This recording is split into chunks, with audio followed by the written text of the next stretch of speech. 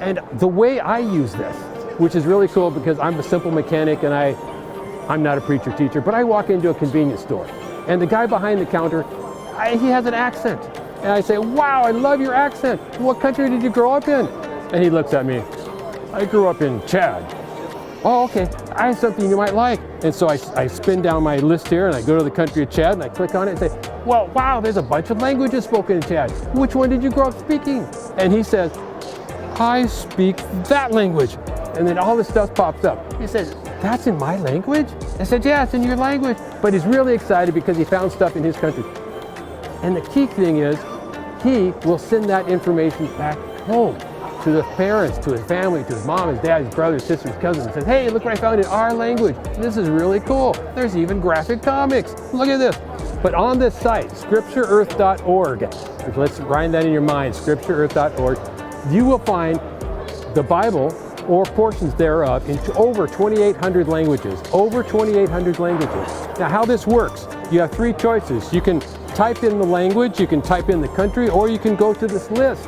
I can't spell languages at all, so I always go to the list. So we have a list of the countries of the world. All of these countries listed have some portion of scripture in them. So for the fun of it, we're just going to go to Chad, because that's the country I was in last, overseas. And we scroll down and all these major links, names here are the names of the different languages spoken in Chad. So there's quite a few languages spoken in Chad. And all of these languages happen to have some amount of scripture in them.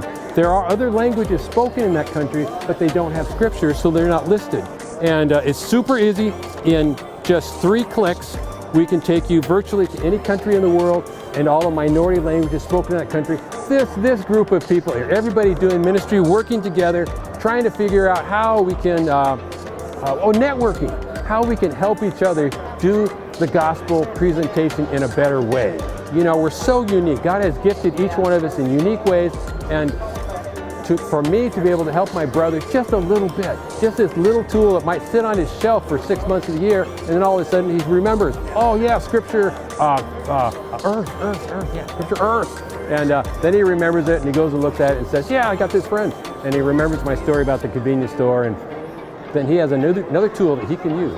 And so many ministries can use this if you do any cross-cultural work, and that's what ICOM is about, cross-cultural work around the world, connecting people with each other, ministries with each other, and opportunities. Thank you for having ICOM.